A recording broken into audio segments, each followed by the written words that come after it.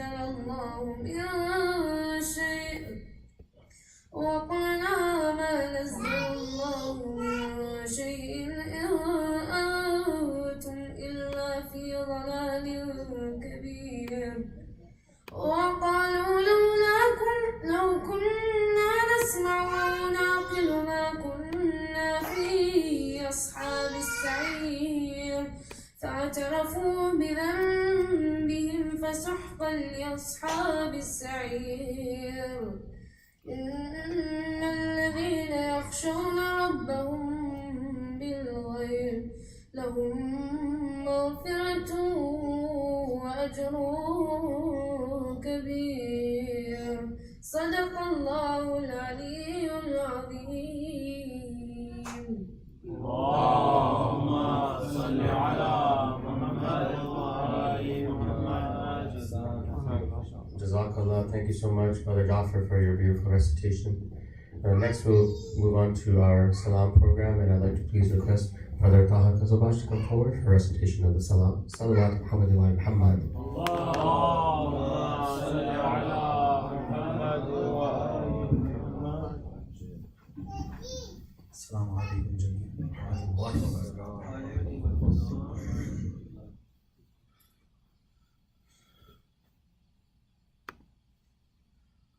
I hope those who do not understand Urdu will just imagine things and try to enjoy it.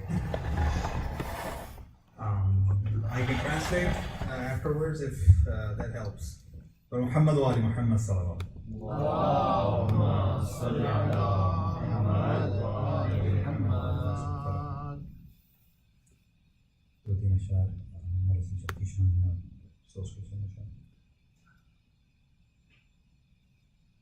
ایسا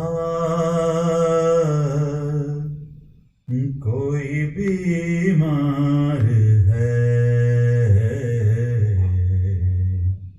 سجاد سے ہٹ کر ایسا کوئی بیمار ہے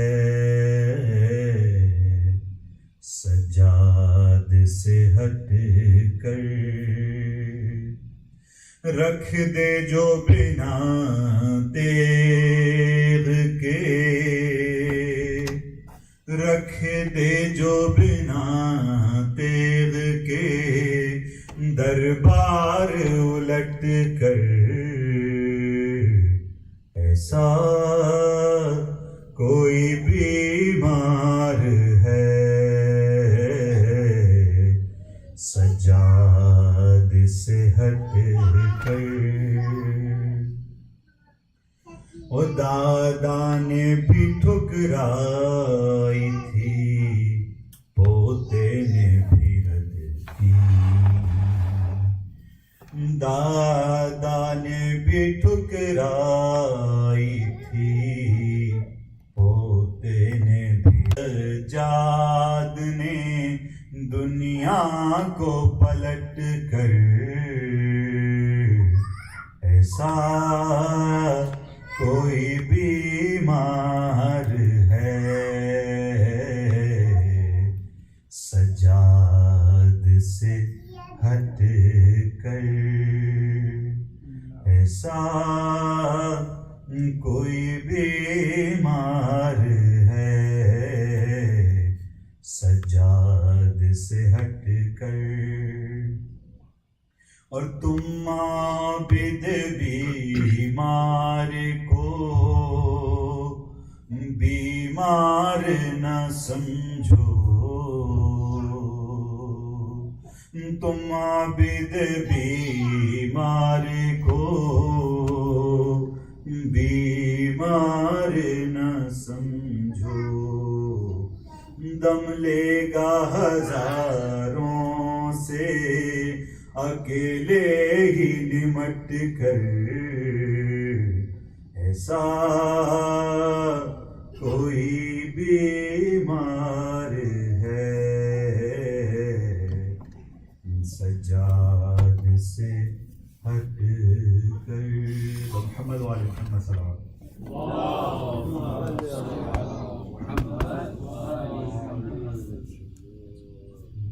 یہ بہت مشہور کلام میر انیس کے بھائی میری مونس کا، لیکن اس میں سے چند غیر معروف اشعار جو آج کی مناسبت سے محمد وال محمد صلی اللہ علیہ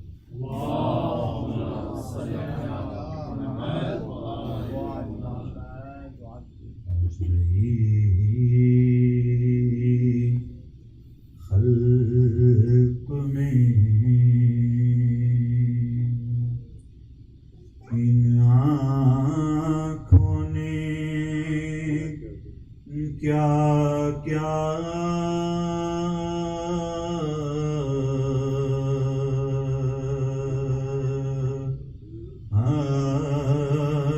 دیکھا،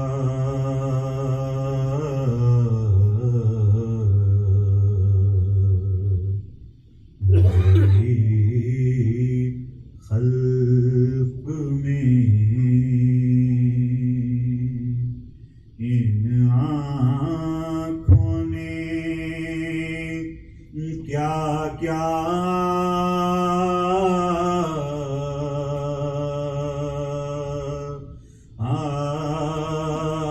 دیکھا،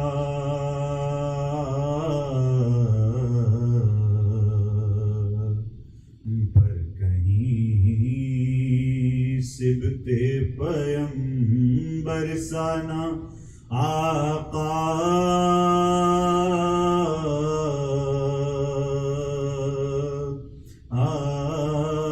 دیکھا،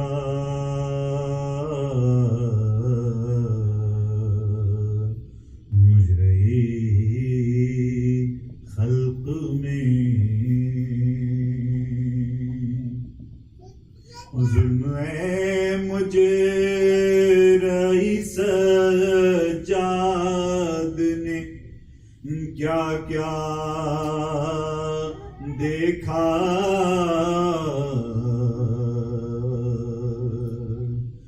ظلم مجھے رئیس سجاد نے کیا کیا دیکھا، گھر لٹا قید ہوئے باپ کا لاشا،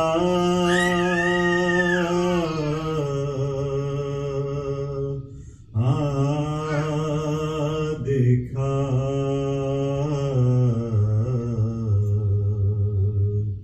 مجرئی خلق میں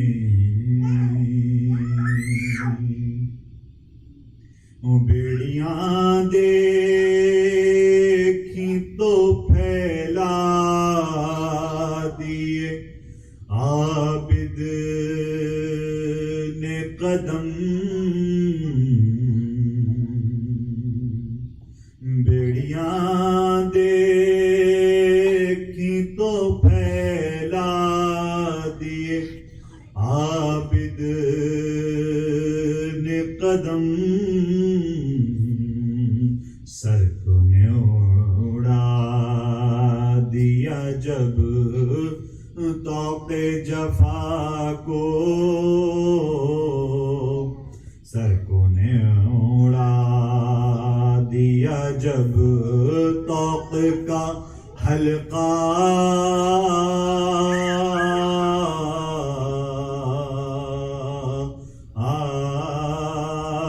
دیکھا،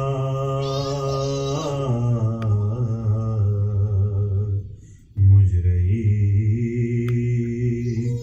خلق میں، اور کہتے تھے سید سجاد کے دیکھے نہ کوئی، کہتے تھے سید سجاد کے دیکھے نہ کوئی، کہ جفا طوق کی ایذائے رسن، صدمے کانٹوں کے جفا طوق کی ایذائے رسن ایک بابا کے جدا ہونے سے کیا کیا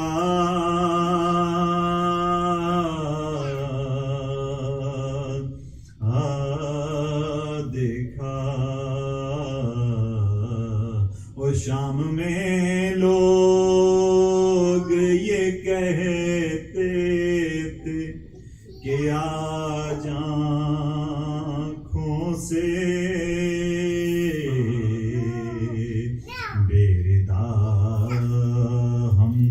سرے دختر زہرا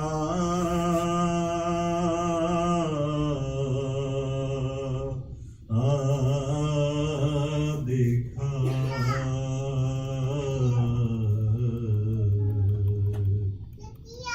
مجرئی خلق میں وہ ننگے سر خلق نے اس سر کو دیکھا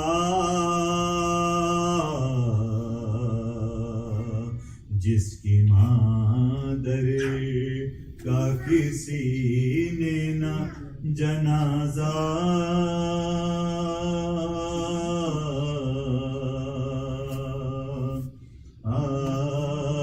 دیکھا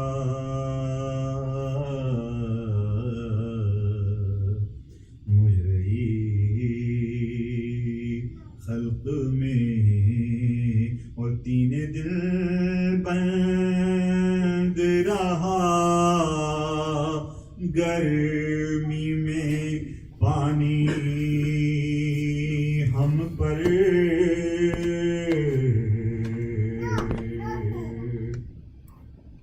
تین دل بند رہا گرمی میں پانی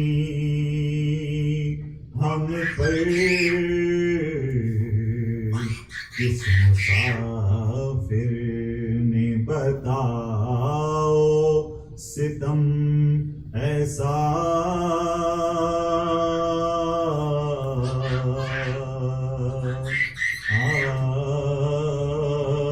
دیکھا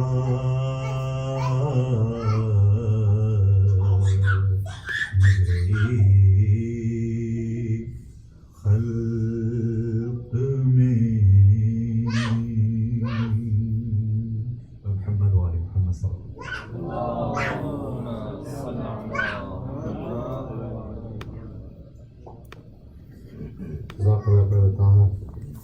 Now I'd like to please request for the early Abbas to stand to come forward for recitation of Salam. Salawat Muhammad wa Muhammad.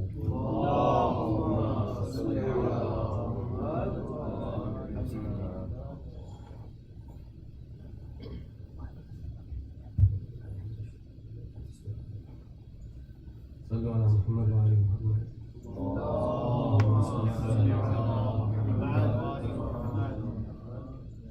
Oh, Sajjad, guardian of my tears. Oh, Sajjad, whisperer of my prayers. Oh, Sajjad, oh, Sajjad. Oh, Sajjad, oh, Sajjad. Zainab wakes up her nephew. Son, now it's time for you to lead this caravan throughout this barren land. Sajjad, while you slept, women and children wept. One by one they would fall.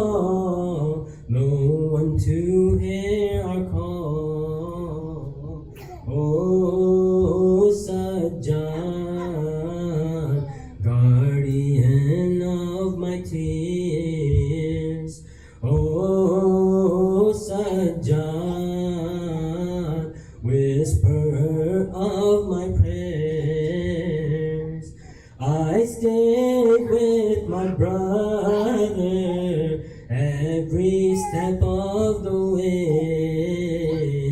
No doubt we have our trials, but if you'd have seen that day, children were full of fright when daytime turned to night. Angels came to receive Hussein, who rests between earth and sky. Oh, Sajjad, guardian of my tears. Oh, Sajjad,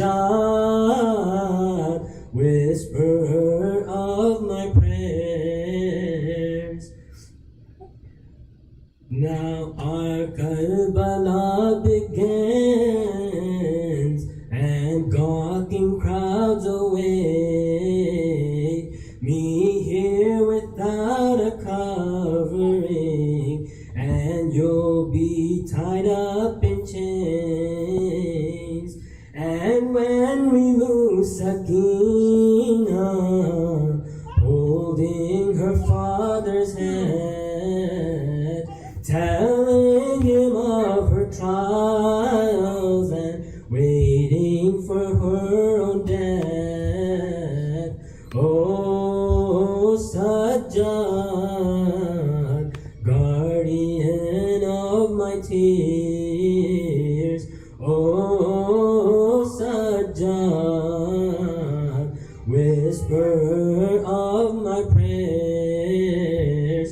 Oh, Sajjad, oh, Sajjad, oh, Sajjad, oh, Sajjad.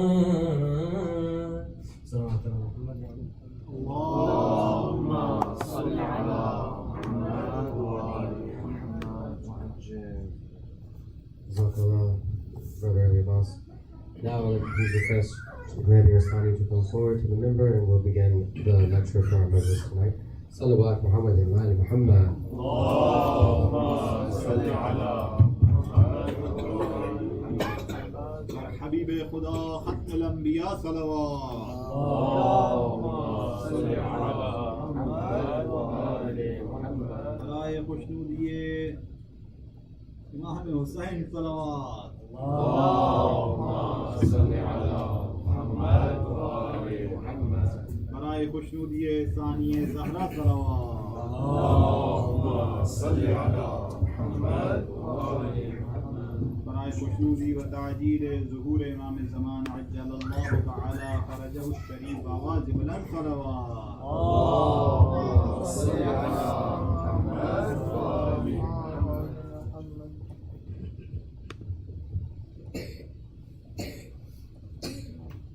برای خوشنودی سید الساجدین زین العابدین صلوات. Allahumma salli ala Muhammad wa ali Muhammad.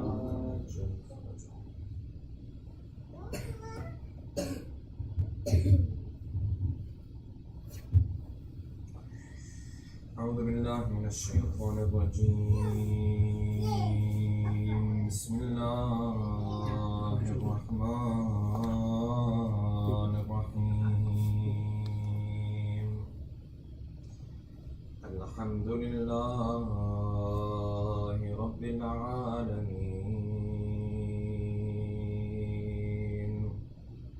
والصلاة والسلام على سيدنا ونبينا وحبيب قلوبنا وشفيع ذنوبنا وطبيب نفوسنا أبي القاسم محمد.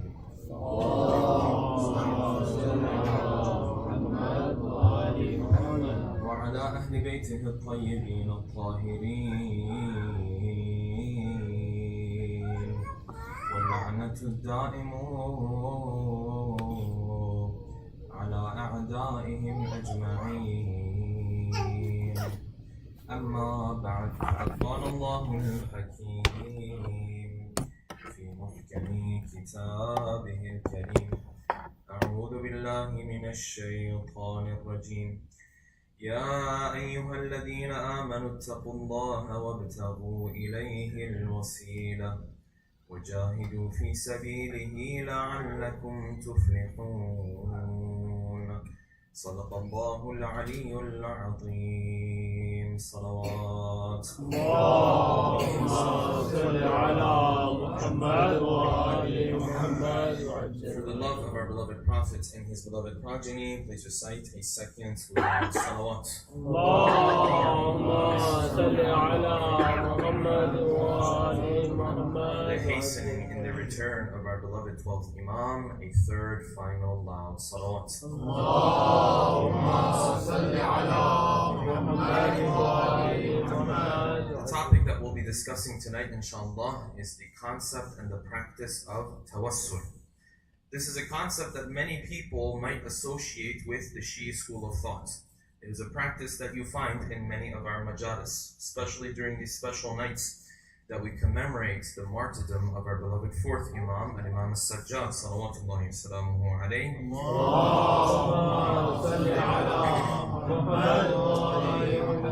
We might find ourselves in the beginning of the lecture, in the middle of the lecture, at the end of the lecture, raising our hands in dua. And we ask Allah subhanahu wa ta'ala by the right of these special individuals. At the end of tonight's lecture, we might ask Allah subhanahu wa ta'ala by the right of the pain and difficulties that Zainul Abidin went through for him to grant us our hajat, for example. Or when it comes to the other days of Muharram, Ramadan, any of these dates, Tawasul has now become part of the Shi'i culture. And one might assume that this is what separates the Shia from Ahlul Sunnah, meaning that if you're Shi'i, you do this thing called Tawasul. If you're Sunni, and you don't belong to this school of thought, you belong to the majority school of thought in Islam, Tawasul is something that you don't do. This is the general understanding with regards to this topic, this reality. Can't I just ask Allah subhanahu wa ta'ala directly, where in the Quran does Allah subhanahu wa ta'ala tell me to do Tawasul anyways? If it's in the Quran, then why do all of these Muslims have differences of opinion as to this practice that we have? And this is a question that you will find is brought to the table left and right. In fact, you will find from other schools of thought many times this question is brought up. Even sometimes within our own school of thought, our own brothers and sisters have these valid questions. If you told me when I was studying in the Hawza that one day we would have to sit down and discuss the topic of Tawasul, I would have laughed it off because I would have assumed this is a basic understanding we have and we move on. The number of questions I have received with regards to this topic of brothers and sisters who belong to this school of thought, not brothers and sisters who do not belong to this school of thought, brothers and sisters who belong to this school of thought, who have valid questions. They say, where do we get this practice from? Where exactly is it coming from? Especially the way it has developed within the Shi'i culture, within the Shi'i majalis. So many questions I've received in this regard.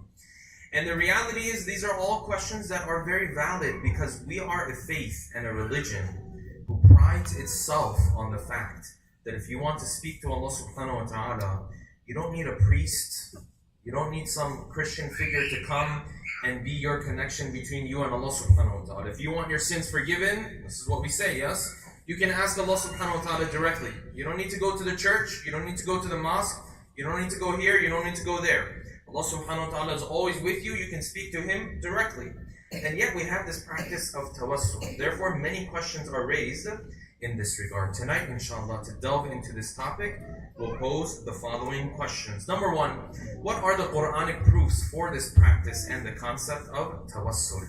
Number two, what are the 8 different forms of performing Tawasul? Number three, do the Shi'as and Ahlul Sunnah have any type of overlap when it comes to the concept of Tawasul?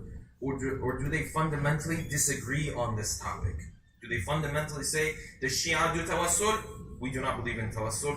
That is not something that has anything to do with us. Number four, how did Tawasul impact the personal life of the great Manja, Ayatollah Abul Qasim al-Khuwi? And number five, and finally, and part of the main reason why I brought up this whole topic, if we are allowed to do Tawasul, And Tawasul is not a form of shirk, and Tawasul is not haram as it's said based on other schools of thought. Why did Allah subhanahu wa ta'ala legislate Tawasul? What is the wisdom behind it? What is the philosophy behind it? One time you ask, is this allowed for us to do it or not? One time you ask, what's the wisdom? What's the philosophy behind it? If I can go to Allah subhanahu wa ta'ala and I can speak to Him directly, why complicate things and introduce another person or another reality to become my medium and channel through which I ask Allah subhanahu wa ta'ala by His right, through His dua, whatever the case might be. What is the wisdom and the philosophy behind the practice of Tawasul? Tonight, inshallah, we'll delve into these 5 questions with Allah salawat ala Muhammadin wa ali Muhammad. Allahumma salli ala Muhammadin wa ali Muhammad. Let us begin from here. Between the 2 schools of thought that we have in Islam, there are certain issues that are extremely sensitive. They are severe matters of dispute and conflict between the 2 schools of thought. This issue of Tawasul has to be top 3, top 2 probably.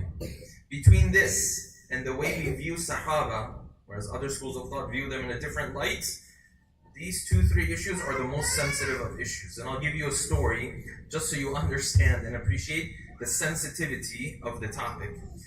I remember a couple weeks ago, before Muharram, I made a stop in New York to visit some relatives. So we got into a lift, Uber Lyft. We were on our way somewhere. And when we got in, we looked at the name. The name pops up when someone's going to get you in the car. The name was Adam. So you assume this might be a Muslim brother. We got into the car. Yes, from Palestine. Muslim brother. Okay. Conversation ensued. Where are you from? Or you're from Iran? Oh, so you're Shia? Oh, okay, wonderful. So he looked us in the eyes and he said, listen, we have no problem with you guys. You guys are our brothers and sisters. Ahlul Sunnah have no problem with you. We love you, you're our brothers and sisters, all of this. So I said, okay, what's the catch? Because there must be a but or something that has concerned him at the end of the day. Yes? So we love you guys are wonderful, your brothers and sisters, all of this. It's just, I have one problem though. Now deep down I was saying one problem's good. I'll take one problem. I thought there was going to be like a list of 20 problems. One problem's good. Okay, no problem. So I have one problem. So what's this problem? He said, listen, when we go to Mecca and Medina, and we're there in the presence of the Kaaba, and in the presence of the shrine of the Prophet, and all this kind of stuff, that's the time to talk to Allah subhanahu wa ta'ala. That's the time to call on Allah subhanahu wa ta'ala. But the problem I have with you guys is, even in Mecca, you come and you sit there and you say, oh Muhammad, give me this, oh Ali, give me this, oh Zainab, oh this, oh that. He said, when you come there, the discussion should be on who? Discussion should be on Allah subhanahu wa ta'ala only. Now, regardless of his understanding, it shows how sensitive this topic is, that the moment he found out that I am Shia, the one topic that stood out in his mind was what? Was the concept of Tawasul. It was the practice of Tawasul. And then this is why it's so important, brothers and sisters, to increase our knowledge on these topics. Because you'll find on this concept of Tawasul, this practice of Tawasul, brothers and sisters from the Shia school of thought, brothers and sisters from the Sunni school of thought, they will both argue on this topic. And neither of them have any idea what they're talking about. He'll make arguments, he'll quote verses of Quran, he'll bring hadith, he'll do this, he'll do that, and he's completely missed the mark on where the discussion is altogether. Because this concept of Tawasul is not something that only the Shia school of thought believes in. It is understood as a concept and as a practice within the Sunni school of thought as well. But the discussion is on who can play the role of that wasila, who can play the role of that medium and that channel. Tawassul, asking Allah subhanahu wa ta'ala through something or somebody else, every school of thought in Islam believes in already. That's not even where the dispute is. The dispute is the form of wasila that you do. Some forms of wasila everybody agrees on. Some forms of wasila they will raise objection to.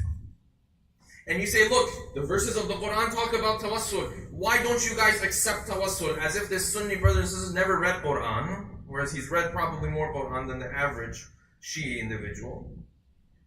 As if he's never come across these verses of the Quran. And the Shia person says, oh, Tawasul is in the Quran. Tawasul is in the Quran. Not the form of Tawasul you're doing is what he will say. The form of Tawasul becomes a problem. Yes? And this is a general pattern that you see in a lot of things that Shias and Sunnis discuss. The concept of Shafa'ah. He says, I'm Shia, I believe in Shafa'ah. He also believes in Shafa'ah.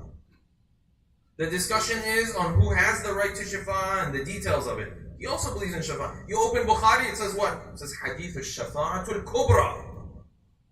Not only does he say the Prophet will do Shafa'ah, he says the Prophet will do Shafa'ah for not only his ummah, the previous ummahs as well. And here you are, you say Shafa'ah is very important. We should believe, he already believes in Shafa'ah. You say there are some objects, they are blessed, they are mutabarrik, we should believe in this. He says, I believe in this too. All of them believe that Hajarul Aswad is a blessed object. You should touch it, you should wipe it.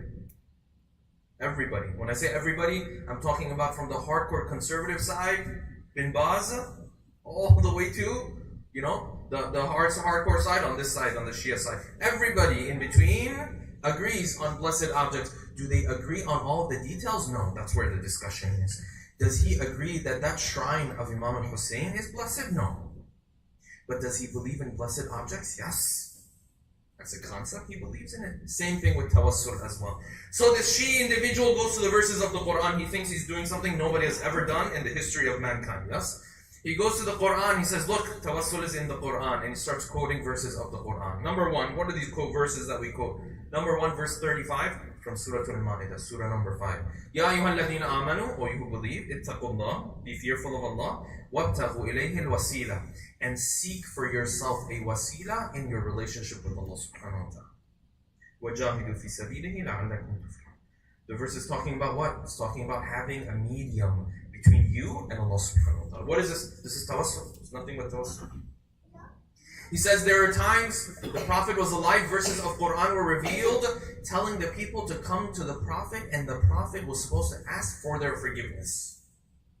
جَاءُوكَ فَاسْتَغْفَرُ اللَّهِ وَاسْتَغْفَرَ لَهُمُ الرَّسُولُ. The Prophet was supposed to ask for forgiveness on their behalf. And the Quran says if they do this, لَوَجَدُوا اللَّهَ تَوَّابًا رَحِيمًا.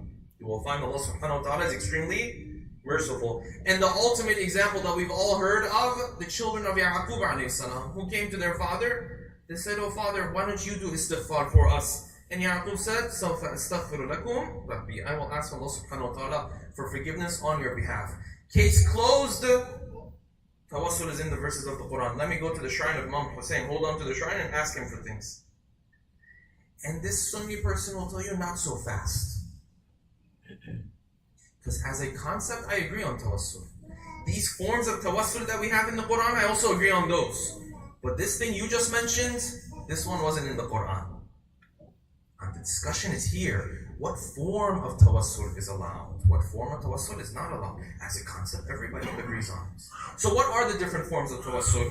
Yes? There are 8 forms of Tawasul, and I'll move through 1 through 3 very quickly so that we get to the more interesting parts, the juicier parts of the whole discussion. Number 1, can I ask Allah subhanahu wa ta'ala by the right of His names? Every single Muslim scholar will tell you this form of Tawasul is allowed. You know in Joshan Kabir, some lines are very long, some lines are shorter, right? Those shorter lines, you know, the ones you like, yeah? Say, Allahumma inni as'aluka bismika. He's forgotten it, it's okay. Allahumma inni as'aluka bismika. You ask Allah subhanahu wa ta'ala by the right of His. Is this allowed? Everybody says this is a form of Tawasul, it's allowed, no problem. Number 2, can I ask Allah subhanahu wa ta'ala by the right of His attributes? Everybody says this is allowed. You do this in Dua Kumayn. You say, oh Allah, Allahumma inni as'aluka birahmatika allati wasi'at kulla shay. I ask you by the right of your mercy. Can I do this?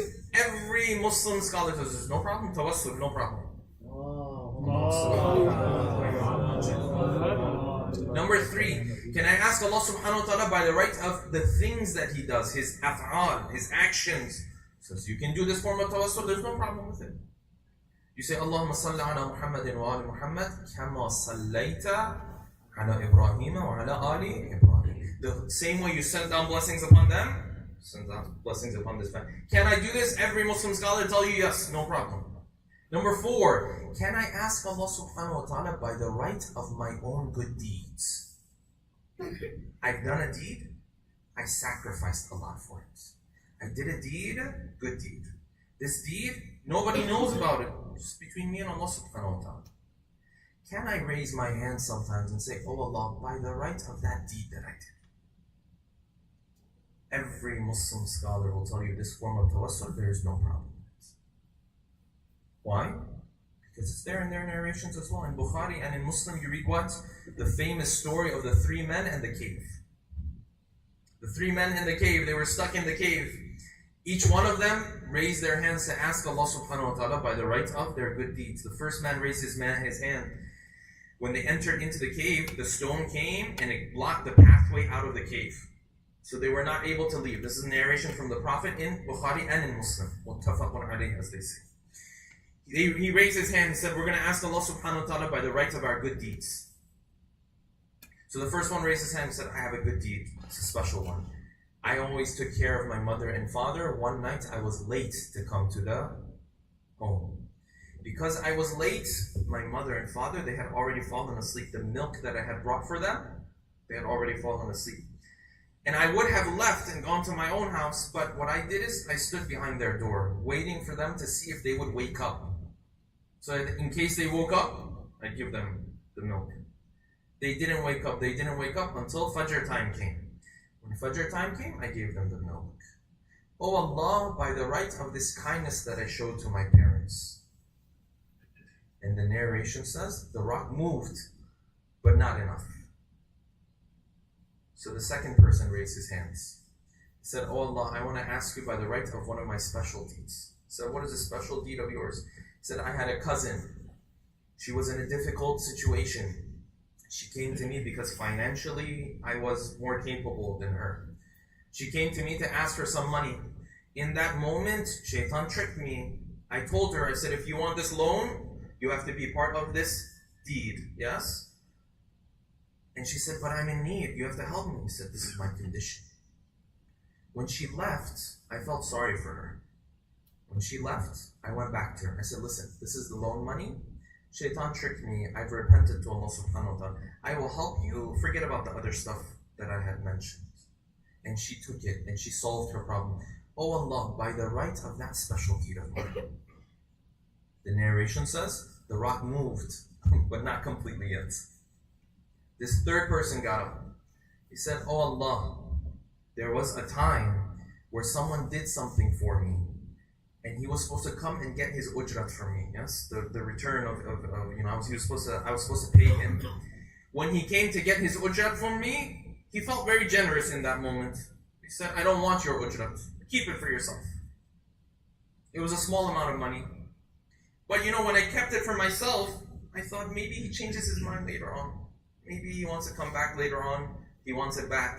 So what did I do? I took that money slowly over time. I invested it. It turned into 1 sheep, 2 sheep, whatever the cattle that we had. Until years later, he came back to me and said, by the way, I need that money. Can you give me that money now? He said, no problem. I thought a day like this might come. I not only kept your money, I invested it on your behalf. All of this cattle belongs to you. He said, you're kidding. I said, no.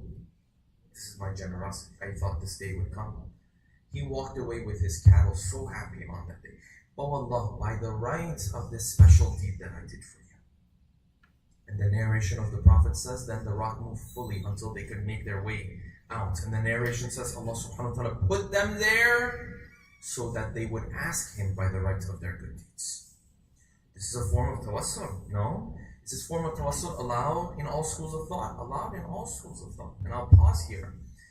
Do you have a good deed that you can ask Allah subhanahu wa ta'ala by the right of? You sit down and think, what is that one sacrifice I made? Maybe other people don't know about it. Maybe other people weren't watching. Maybe other people never found out about it, yes? Do I have a good deed that I can give to Allah subhanahu wa ta'ala as a gift? Say, you know what? This one was between you and me. Nobody knew about it. I did it. And when you're stuck, maybe you raise your hands. Say, oh Allah, by the right of that deed, that secret that is between you and me. And if nothing comes to your mind, then maybe it's time to figure out what that deed is going to be for you and I. Maybe it's an apology to someone. Maybe it is, I don't know, lending money to someone. Maybe it's this, maybe it's that. It might be any act of service, any act of worship. But you have to have this deed between you and Allah subhanahu wa ta'ala. Is this form of tawassul allowed? Every Muslim scholar will tell you this form of tawassul is definitely allowed. Recite salawat, please.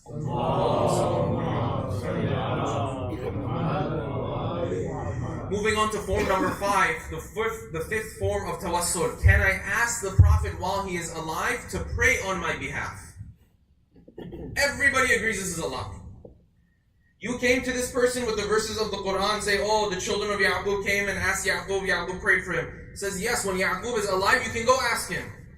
When Ya'qub is passed away, the discussion is a little different now. Is the Prophet alive right now? Or the Ahlul Bayt alive right now? Discussion is a little bit different. We'll get to that. While he's alive, yes.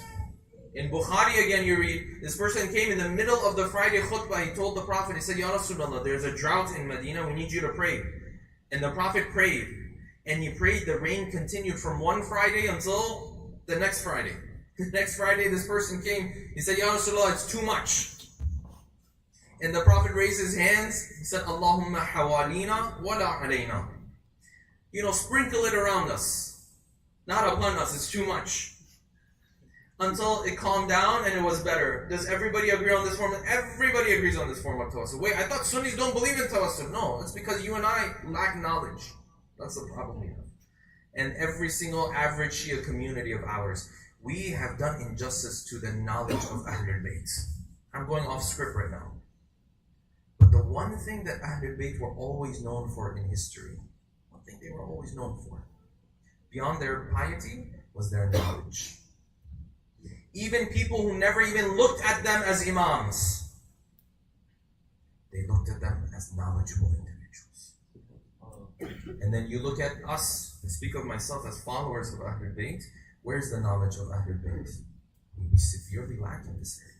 The fifth form of tawassul, everybody agrees on. 6. Can I ask Allah subhanahu wa ta'ala by the right of the prophets? This is where some scholars in the Sunni school of thought will say no. Amongst them, Ibn Taymiyyah.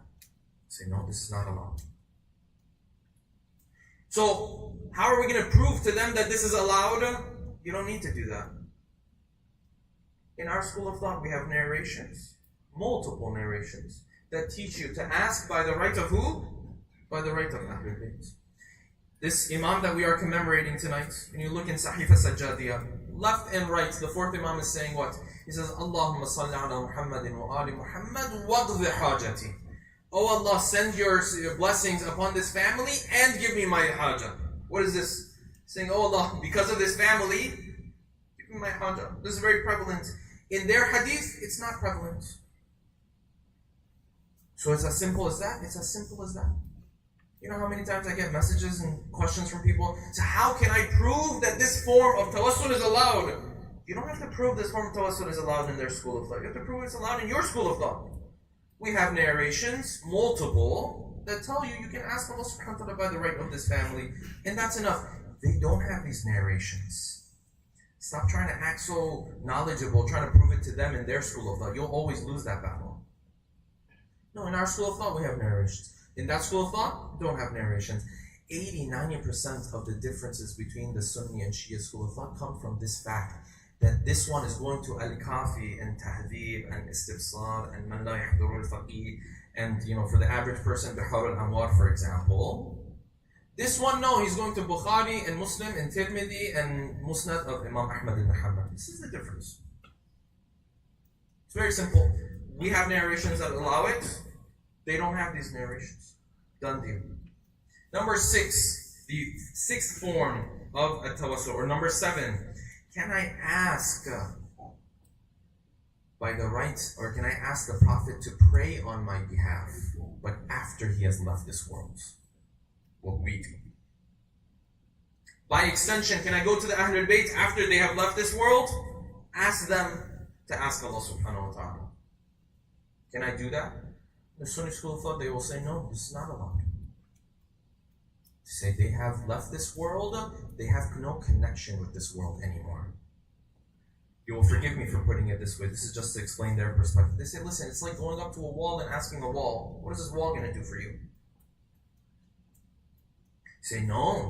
The Quran says, وَلَا تَحْسَبَنَّ الَّذِينَ قُتِلُوا فِي سَبِيلِ اللَّهِ أَمْوَاتًا. These individuals are alive. How dare you say it's just like a wall? How dare you say they've passed away? How dare you say they are dead or passed away or martyred or so on and so forth? They still have a life. And this person will say, listen, I also believe in that verse of the Quran. I also believe they're alive. I just said they have no connection with this world. That person's alive there. The Prophet is alive over there. Ahlul Bayt are alive over there. But who said they can intervene in the day-to-day affairs in this world?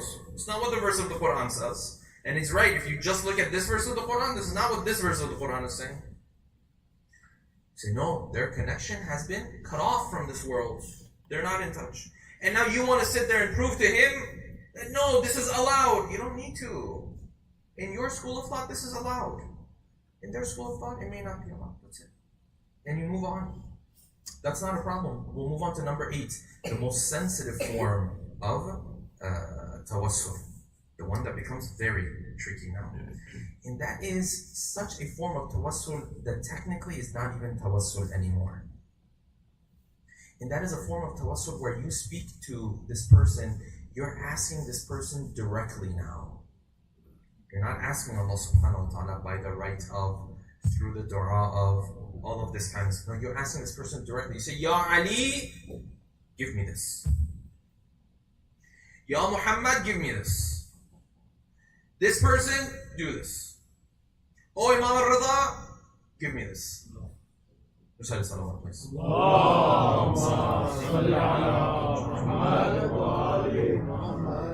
This form, not only will they tell you it's haram, they will tell you, no, this is shirk now.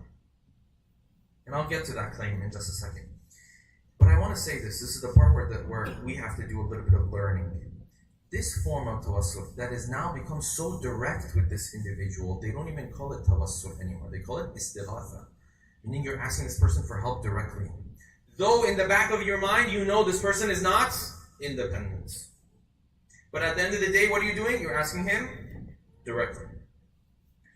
This form of Tawasul or istighatha is not prevalent in our du'as.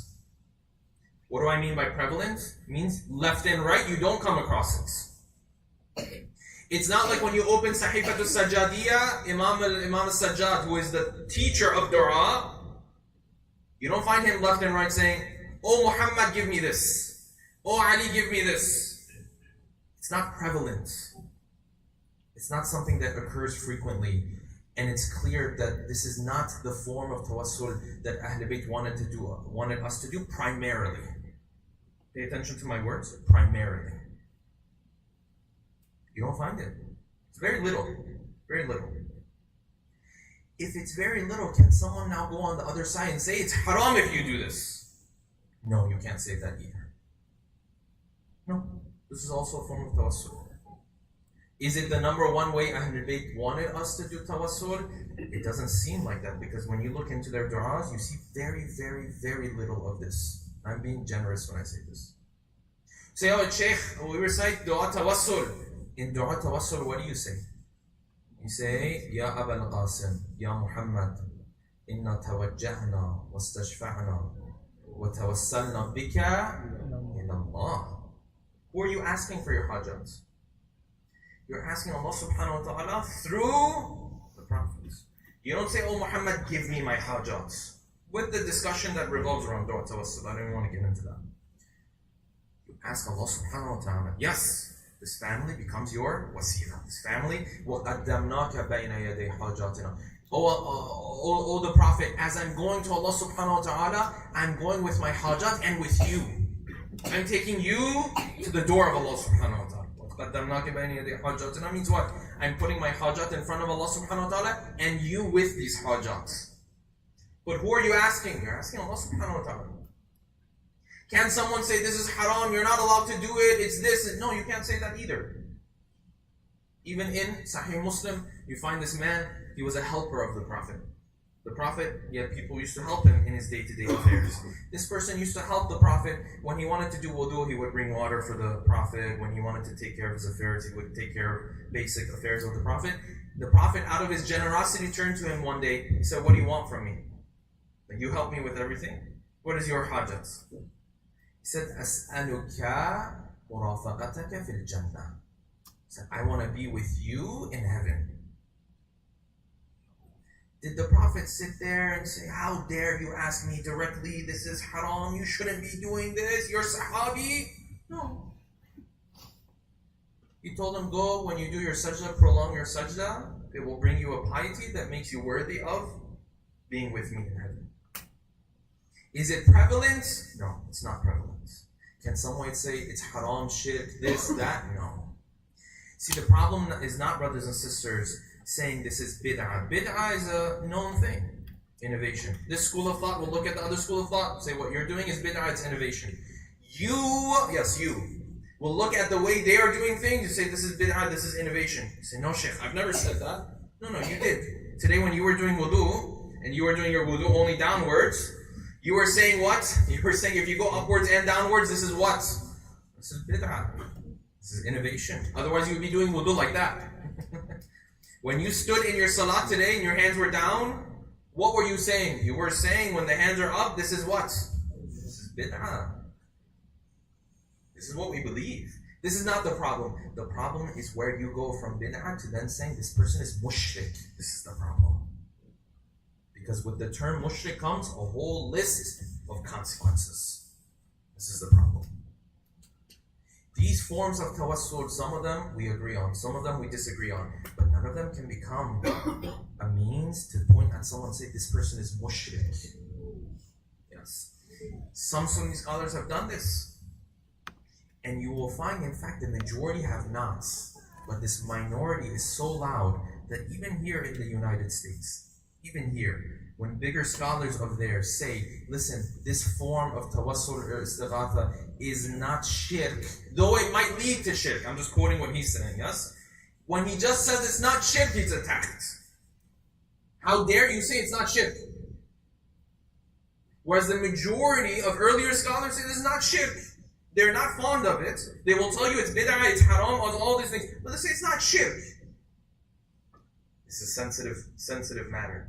This 8th form of Tawasul. Okay, this concept of Tawasul, is it something that we find in the lives of our great scholars, in the lives of our special servants of Allah subhanahu wa ta'ala? Yes. And these were not individuals who were just emotional, oh, Tawasul is a good idea. No. Mullah Sadrul Muta'allihin, this great philosopher, he used to live in a village. He was exiled essentially to a village outside of Qom. This village outside of Qom, I visited many times because it's so close. By car, it's maybe like 40 minutes from Qom. He says that anytime I had philosophical questions and I was struggling because I wanted to solve the question and I was stuck, I would make my way by foot to the shrine of Lady Fatima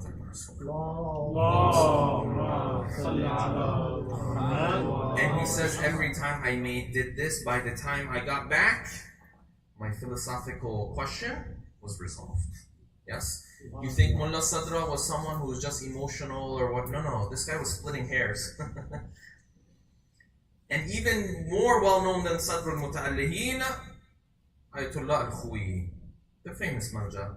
The Manja who many of the Marajat today were students of him. Because his friend says one day I saw Ayatollah Khuyi in Najaf. It was in the heat of Najaf. He was wearing black head to toe. I came to him. I said, Ayatollah Khuyi, you're old. Najaf is very hot. Shouldn't be wearing black because of the heat that it brings. Should be wearing some other color. He says, let me tell you something. Everything I have is from this wearing black in Muharram Safar. He says, so what do you mean? So you don't know? So I don't know. This is what his friend, this conversation with his friend. He said, sit down, let me tell you. And he sat down. He said, listen, my father, my mother, they were trying to have kids. Every time they tried to have kids, there was what? There was sikt. Yes? They would lose the child. A couple months in, they would lose the child. Yes? Painful. Very painful. He says, my father, though, was a speaker himself. He'd sit on the minbar, he would speak. And as he would speak, as part of his speech, he used to tell people, listen, if you have a haja, you have a request, you have all this, something you're stuck on in life, one of the ways is to do a nazar for the third Imam. and maybe Allah subhanahu wa ta'ala will respond to your hajat. He says he used to always say this in his speeches. One day he came down from the minbar when the lecture was done. As the lecture was done, he was heading home. This lady caught up to him and said, Shaykh, you keep saying Sayyid, you keep saying this, that. You should do this nadr. I've heard you're trying to have kids, but it's not working out. Why don't you do this? He says, my father was taken back a little bit. He was surprised a little bit. He came home, he told my mother. He said, listen, this is what this lady told me when I was heading home. And she said, yeah, she's right. You tell people to do this. Why don't you give it a try? Why don't you try it? He said, fine, I'll do it, but we don't have anything to give for Imam Hussein. We're not wealthy, we don't have anything to give. He said, that's fine. The thing that we can do is we can wear black. That's all we can do. I'm going to pause here for a second. This is what his family is doing because he has nothing else. Imam Hussein expects more from you and I. From you and I, he expects more. Not just wear black. That's because they had nothing else. So they were giving everything that they had. Yes? So we'll wear black in Muharram Safar. So Untitled Chapter said, or his father said, fine, we'll do this, no problem. So they started. Months go by, and now the child is there, and the child is, nothing's happening to it. 5 months, 6 months, 7 months into this pregnancy. All of a sudden, he says, my father one night woke up to the knock at the door. He went to the door, and he opened the door, and found one of his own students. One of his own students came and said, you have a child on the way. Is that true? He said, yes, I have a child on the way. But how do you know? Because we haven't told anybody, we haven't announced to anybody. He said, I had a dream. The Prophet came in the dream. He told me that your child is on the way. And he sent a message for you. He said, this one, we kept him because of the nadr that you did for my grandson. This one, we kept him. And because I'm the one who kept him, you are to name him after me. And hence you have Ayatullah Abul Qasim al-Khubi. Named after who? Named after the prophets. Tawasul is something that the greats of our school of thought, on a personal level, they were impacted by. And not just in the Shia school of thought, even in the Sunni school of thought, you will find scholars, especially earlier scholars, especially when it came to the 8th Imam, and the grave of the 8th Imam in Mashhad or in Tus. They say you have characters like Ibn Hibban, who's a very famous Sunni scholar. He says, when he's talking about the special individuals that you can narrate from because they are just individuals. They are adil, yes, they are thiqa. You can rely on them. He comes to who? He comes to Ali ibn Musa al-Rida.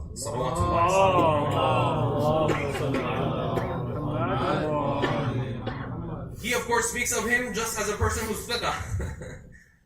Says this person's very thiqa. He's grandson of the Prophet. And you know the 8th Imam is known as Alim Ali Muhammad, the knowledgeable one.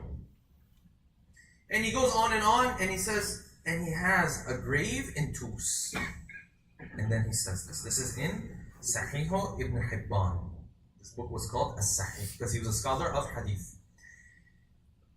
He says, and he has a grave in Tus. And I have tried this many times. That anytime I had a hajah or something I was stuck on, I would go to his grave and I would ask in the presence of the grave of Allah subhanahu wa ta'ala to grant me my hajah. And he says, every time I did this, my hajah was granted. This is not Ayatollah Khoya, Ayatollah Sistani, it's not, no, this is Ibn Hibban. Yes? Ibn Khuzaymah, another great scholar. His students say, when he used to come to the grave of the 8th Imam, we used to look at how humble he is in front of the grave. And he used to do tadarru' in the presence of the grave. Such that we were surprised, because he was this great scholar, when he would come sit there, and he was so humble in front of this grave. Shia, Sunni, scholars, some forms of Tawasul at least. Everybody's Everybody has been a part of this practice. But one asks this question, this is the main reason why I brought up this whole topic. One asks this question and says, okay, Tawasul is allowed. It's not shirk. It might be bid'ah based on other schools of thought. In our school of thought, it's no problem. Okay, great. But why? Why did Allah subhanahu wa ta'ala complicate things? Can't I go to Allah subhanahu wa ta'ala directly and ask Him? What's the wisdom and what's the philosophy? Why not simplify life and say whenever you have a hajjah, just come and ask me directly? What is the wisdom? What's the philosophy? What's the reasoning behind this tawasul? You and I always pride ourselves. We say we believe in a faith. You want to speak to Allah subhanahu wa ta'ala at any time, you can always do it. Yes? This is what we say. We say, وَإِذَا سَأَلَكَ عِبَادِ عَنِّي فَإِنِّي قَرِيبٌ. When they ask you about me, tell them, Ya Rasulullah, I'm close to them. Yes? أُجِيبُ دَعْوَةَ الدَّاعِ إِذَا دَعَانِ. If they call on me, I will respond to them. So what is the wisdom? What's the philosophy? I get that it's not haram. I get it's not bid'ah. I get it, it's not shirk. I get all of this stuff. But what was the wisdom behind it? What's the philosophy behind it? 4 reasons can be brought up here. Number 1, it is a test of the humility of certain individuals. That they have to come and show their allegiance to certain servants of Allah for Allah subhanahu wa ta'ala to look upon them. And this was the test of shaitan. Shaitan, as long as it was Allah subhanahu wa ta'ala, he was fine with it, he was cool with it. Yes? Ali ibn Abi Talib says he worshipped Allah subhanahu wa ta'ala for 6,000 years. We don't know if these years were from the years of this world or from the years of Akhirah. This is what he says. But when Allah subhanahu wa ta'ala told him, listen, you got to bow down to this thing that I made of dirt, I can't do that anymore. It's a test of humility. This is number 1. You've passed this test of humility. That's why you're sitting here already. So I'll move on from this one. Number 1. Number 2, the wisdom behind Tawasul is a reminder to you that although Allah subhanahu wa ta'ala's doors are open, and although He is merciful and says you as a sinner can come and talk to Him at any time, technically you are such a sinner that you need to take someone else. This is a reminder. Yes, His doors are open. It doesn't mean you were worthy of this status. What do we say at the end of Dua Kumail? At the end of Dua Kumail we have one line. It essentially summarizes all of Dua Kumail. End of Dua Kumail. Say, oh Allah, you deal with me the way you are. Yes? Say, oh Allah, you deal with me the way you are, not the way that I am. Allah subhanahu wa ta'ala says, you can come and talk to me because He's dealing with you the way He is. If He wanted to deal with you the way you are, He would have said, no, you don't have the right to come talk to me. You're a sinner. You disobeyed me. This is a reminder that you are at a lower status. You have to take someone else with you. That's number 2. Number 3, this is a reminder of the status of Ahlul Bayt.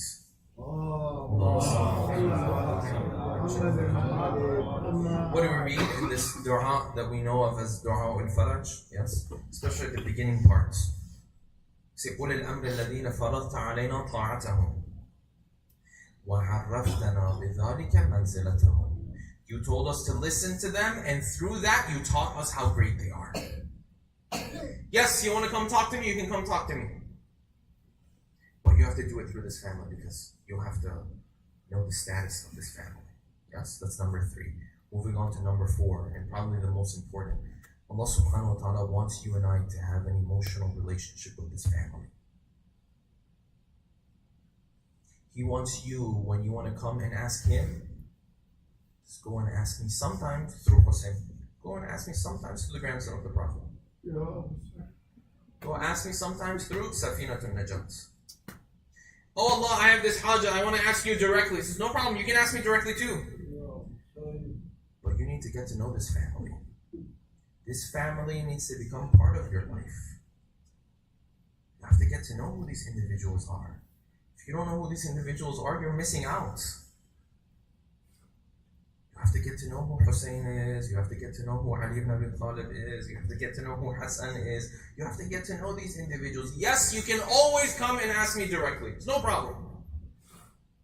But you should also sometimes do what? Come and ask me through this family.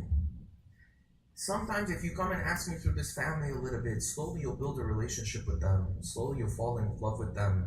Slowly it'll reach a point where there will be a fire in your heart every Muharram.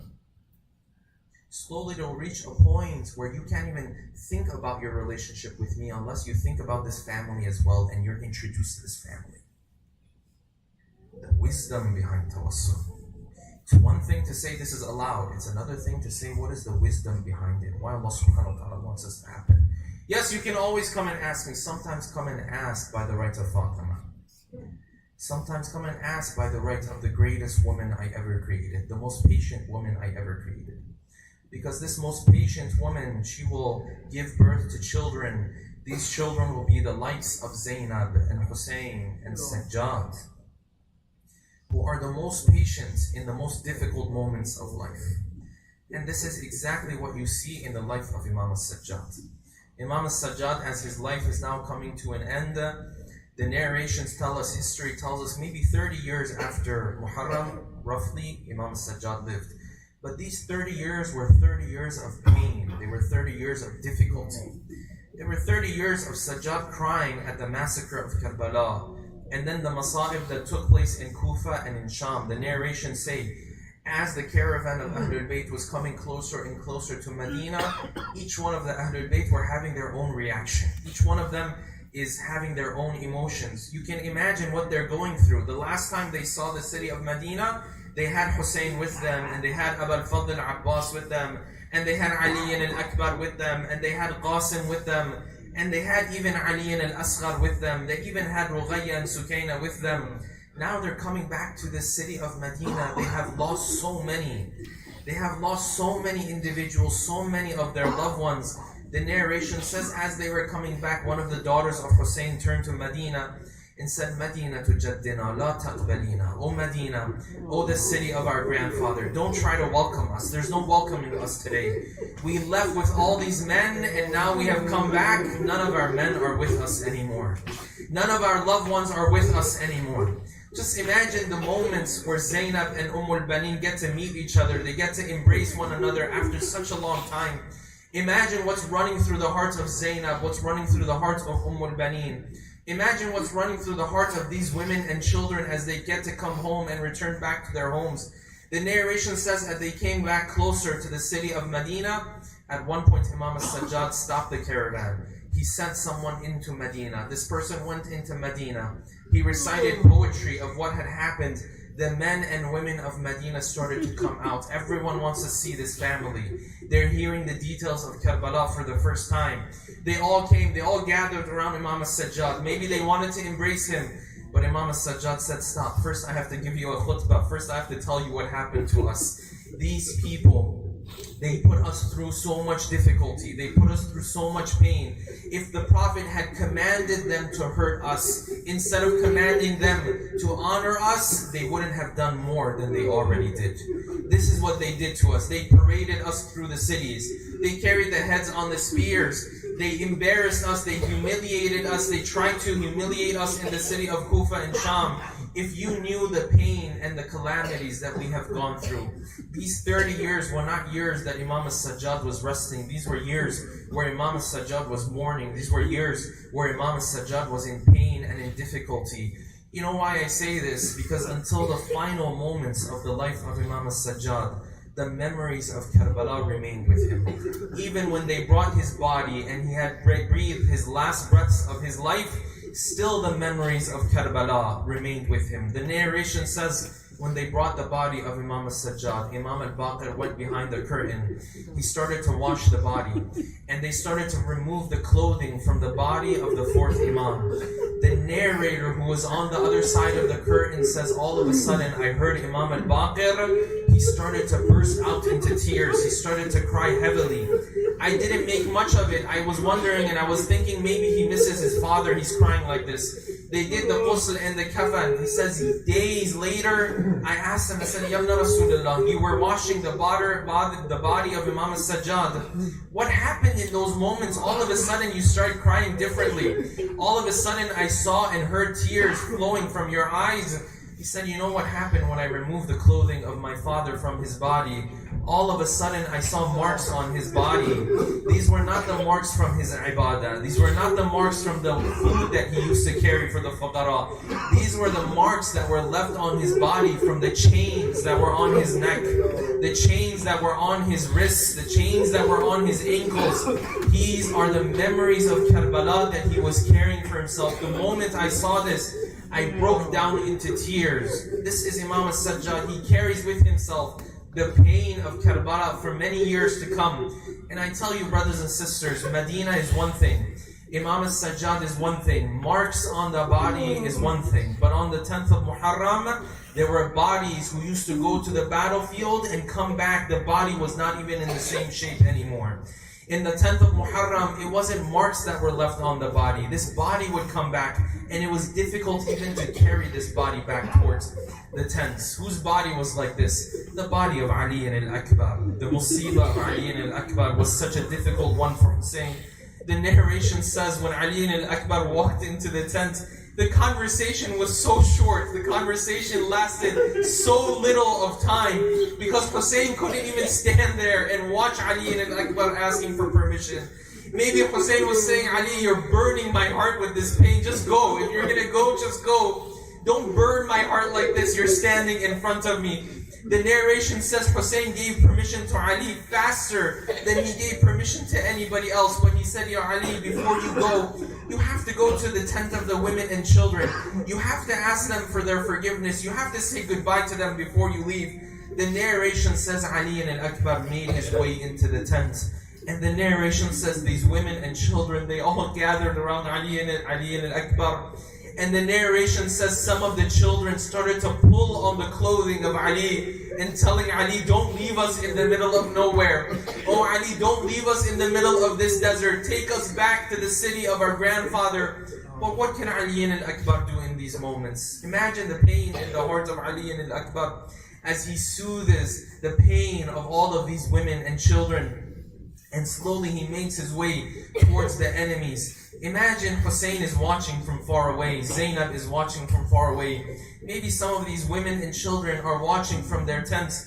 The narration says that Hussein all of a sudden looked at his son. وَأَرْخَى عَيْنَيْهِ وَبَكَى. Then his eyes filled up with tears. And Ali al-Akbar is not even in the battlefield yet, but Hussein is already crying. And he raised his hand and said, Allahumma ashhad, oh Allah, you be witness. This one I sent to them was different from all of the other ones. Oh Allah, Ali was the one who, when we used to miss the Prophet, we used to look at Ali al-Akbar. And he called out, he said, Ya Umar ibn Sa'ad, qata'allahu rahimak, kama qata'ta rahimi. May Allah put this pain in your heart that you have put in my heart. The narration says Ali went to the battlefield, he fought, he came back, and he said this one line that broke the heart of Hussein. He said, my father, is there any more water left in these tents? The weight of this armor is killing me. وَثِقْلُ الْحَدِيدِ أَجْهَدَنِي. Is there anything you can offer to me? And Hussein knows. He said, no, my Ali, go, because soon your grandfather will quench your thirst. This time Ali al-Akbar returns to the battlefield. He fights until he's struck on the head. He fell from the horse, and then all of a sudden, that moment that Hussein feared the most, he called out, Ya Abata, my father, come. Your son is in the middle of the battlefield. They say Hussein ran toward Ali al-Akbar.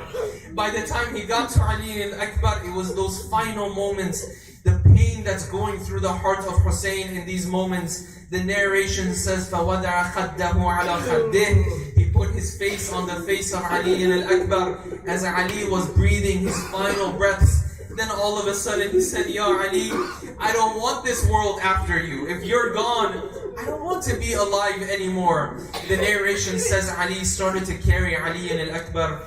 Hussein started to carry Ali al-Akbar back towards the tents.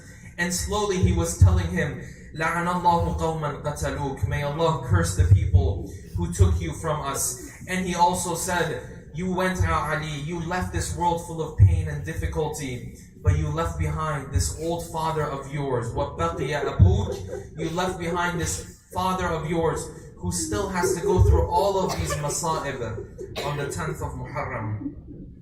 أَلَا لَعْنَةُ اللَّهِ عَلَى الْقَوْمِ الظَّالِمِينَ. وَسَيَعْلَمُ الَّذِينَ ظَلَمُوا أَيَّ مُنْقَلَبٍ يَنْقَلِبُونَ. We pray to Allah subhanahu wa ta'ala that He grants us all the tawfiq to be amongst the true followers of the Ahlul Bayt, inshaAllah. We pray to Allah subhanahu wa ta'ala that all of those who are in difficulty, in pain, all of those who live under oppression, our brothers and sisters in Pakistan, in India, in Bahrain, in Palestine, in China, anywhere around the world, that Allah subhanahu wa ta'ala frees them from their difficulties and their pains, inshaAllah. We pray to Allah subhanahu wa ta'ala that all of those who are ill, all of those who are sick, all of those that have hajat, have requests, that Allah subhanahu wa ta'ala grants their hajat and their requests by the right of this family, inshaAllah. And finally, last but not least, we ask Allah subhanahu wa ta'ala that He hastens the return of our beloved 12th Imam, bin Nabiyyi wa alih, rahimallahu man qara'a al-Fatihata ma'a as-salawat.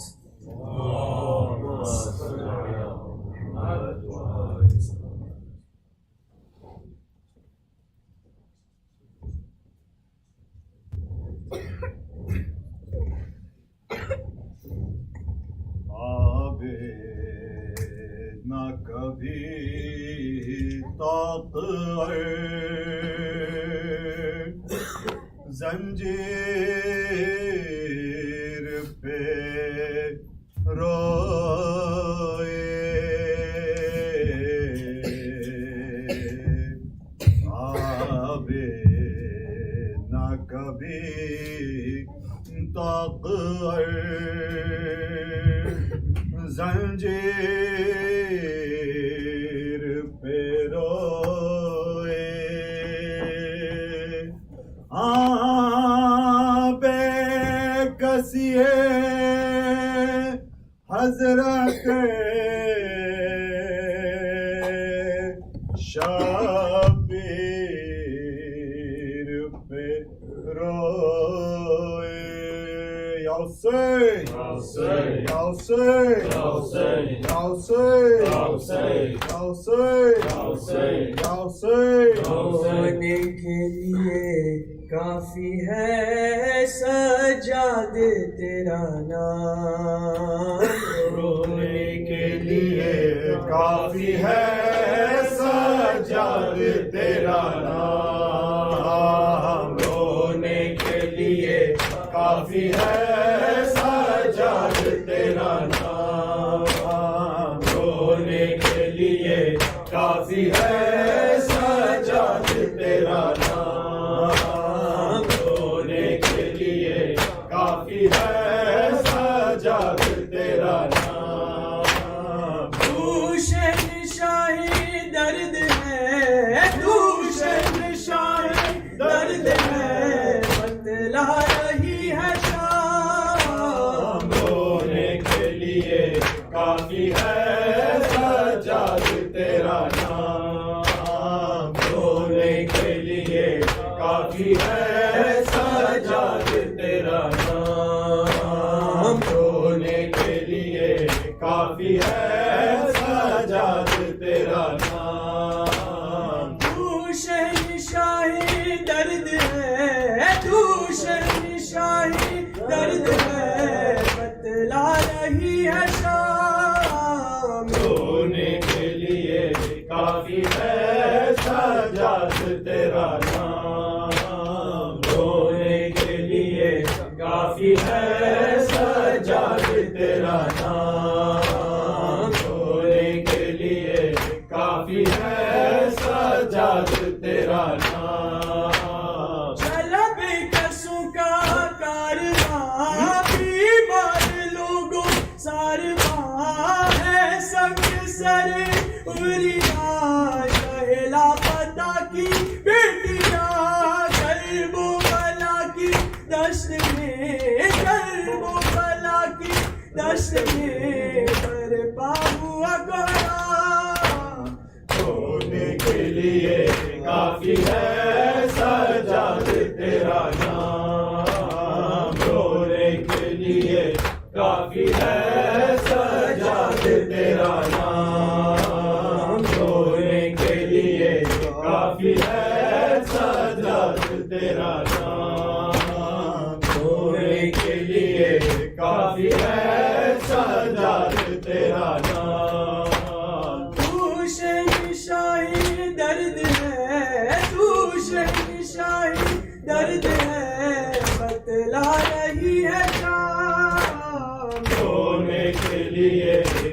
کافی ہے سجاد تیرا نام، رونے کے لیے کافی ہے سجاد تیرا نام. بس تو ایک مرد ہے، غیرت سی چہرہ زرد ہے، کربل کی جمی گرد ہے، زینب کے دل میں درد ہے، روتا ہے سر جھکا کے، روتا ہے سر جھکا کے، کرتا نہیں کلام. رونے کے لیے کافی ہے سجاد تیرا نام، رونے کے لیے کافی ہے سجاد تیرا نام، رونے کے لیے کافی ہے سجاد تیرا نام. تو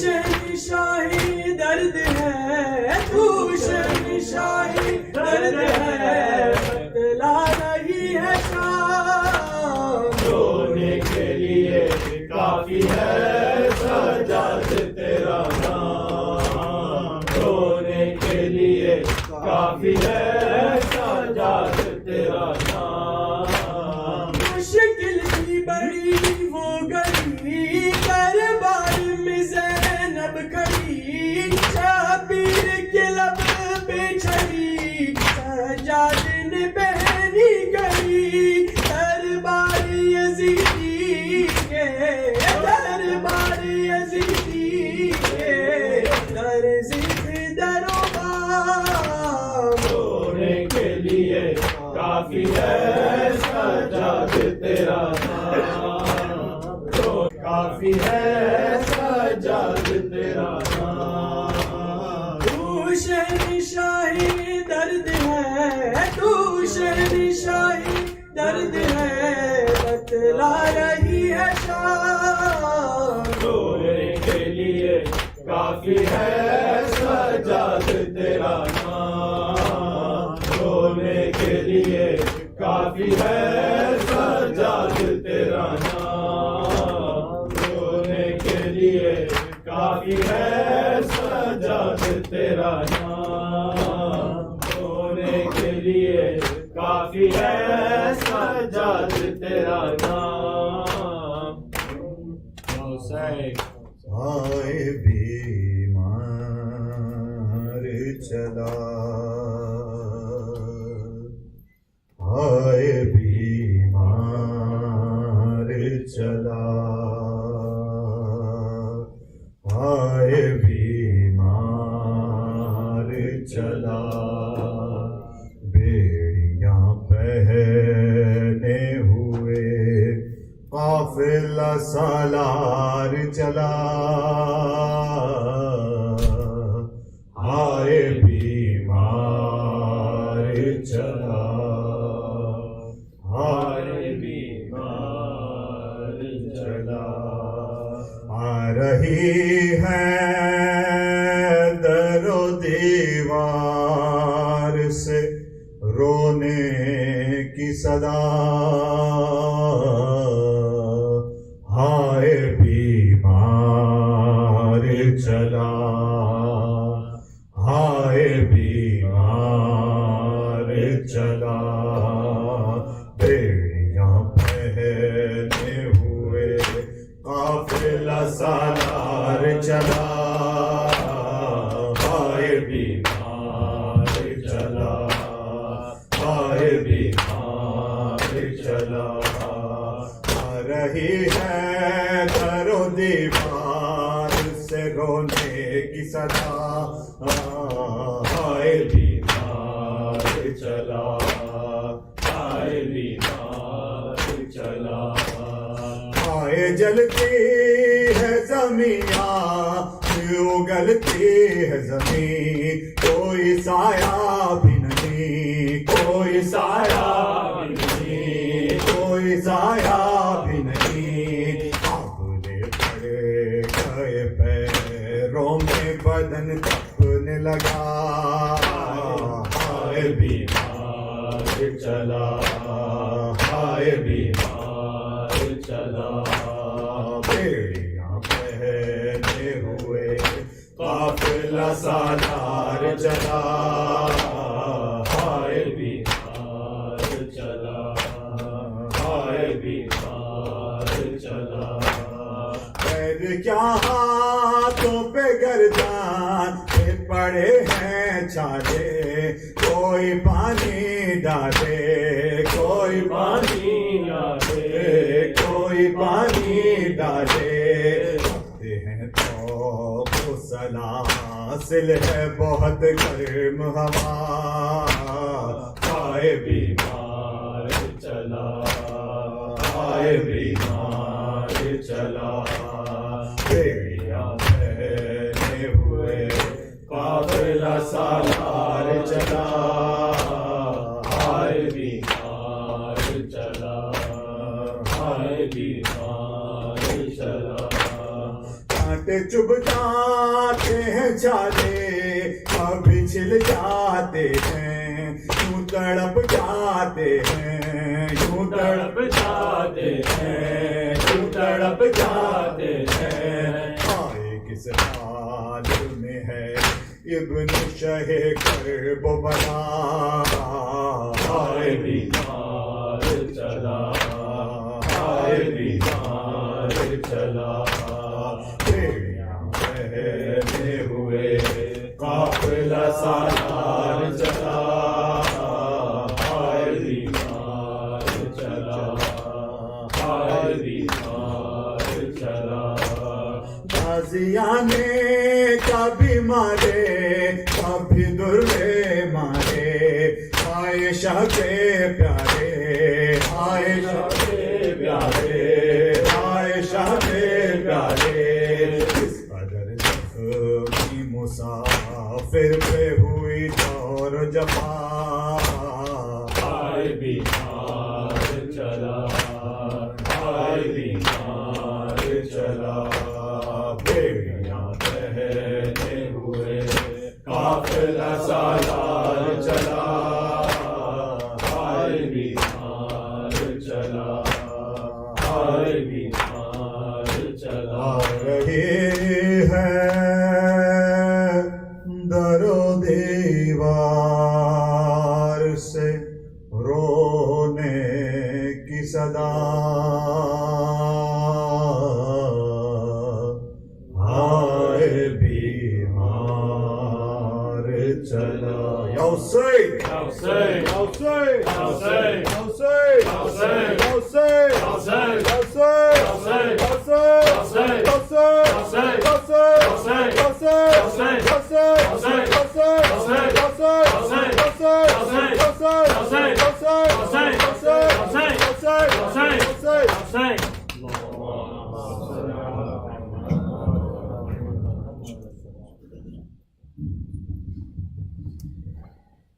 السلام علیکم یا رسول اللہ السلام علیکم یا نبی اللہ السلام علیکم یا مولا امیر المؤمنین یا سید المرسلین السلام علیکم یا فاطمة الزہراء سیدۃ النساء العالمین السلام علیکم یا امہۃ المؤمنین السلام علیکم یا مولا حسن المجتبی السلام علیکم یا ابا عبد اللہ وعلی الارواح التي حلت بفنائک علیک منی سلام اللہ ابدا ما بقیت وبقی اللیل والنہار ولا جعله الله آخر العهد مني لزيارتكم السلام على الحسين وعلى علي بن الحسين وعلى أولاد الحسين وعلى أصحاب الحسين السلام عليك يا مولانا الفضل العباس بن أمير المؤمنين السلام عليك يا زينب أم كلثوم ورحمة الله وبركاته السلام علیکم ابو الحسن یا علی ابن الحسین یا زین العابدین السلام علیکم یا ابا جعفر محمد بن عبد اللہ السلام علیکم یا ابا عبد اللہ جعفر بن محمد